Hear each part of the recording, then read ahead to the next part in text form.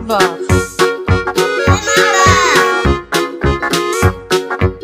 السلام عليكم حبايبي، عاملين ايه؟ يا رب كلكم تكونوا بخير وبصحة جيدة وبسعادة. وحشيني قوي قوي قوي قوي.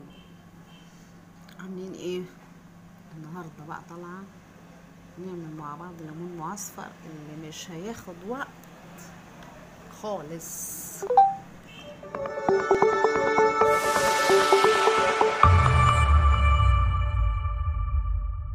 خلصت اهو المكونات بتاعتي. سلقت الليمون نص سلقه زي ما انا قلت لكم، اللي استفاد بيه بدل ما احنا بنعصره.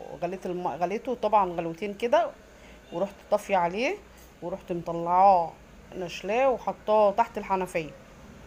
وهنا حطيت الجزر بتاعنا جميل اهو، ودي الهريسه بتاعته، هنسمي على رسول الله. وهنا طحنت معاه زيت وملح، واللهم صل وسلم على سيدنا محمد، والفلفل. نعمل كده، يلا بينا.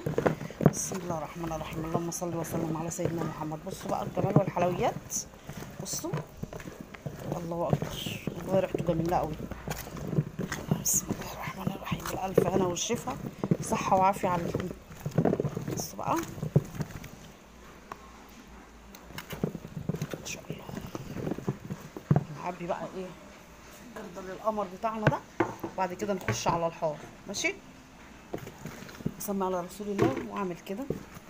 طبعا انا ماسكه بايد واحده، واخدين بالكم انتوا طبعا عارفين. بصوا هعبيه واستنى واوريكم بقى بعد ما عبيته.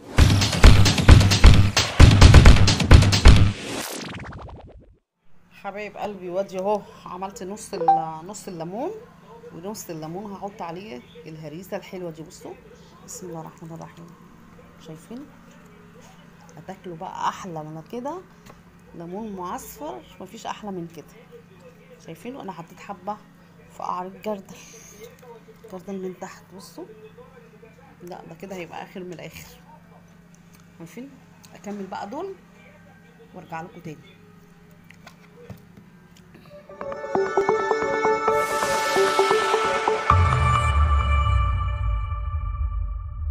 حبايب قلبي، وانا خلصت اللي هو من غير حار ده اهو.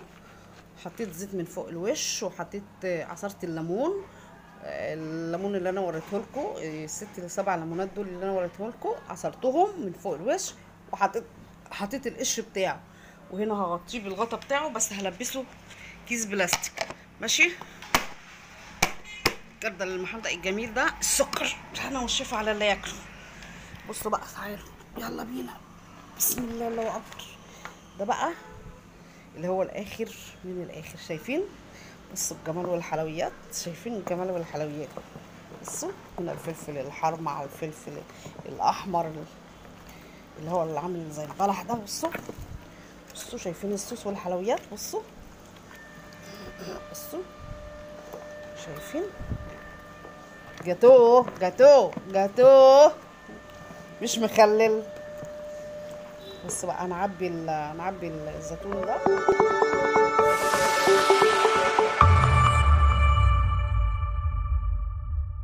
حبايب قلبي، وادي اهو عملت نص الليمون، ونص الليمون هحط عليه الهريسه الحلوه دي. بصوا بسم الله الرحمن الرحيم، شايفين؟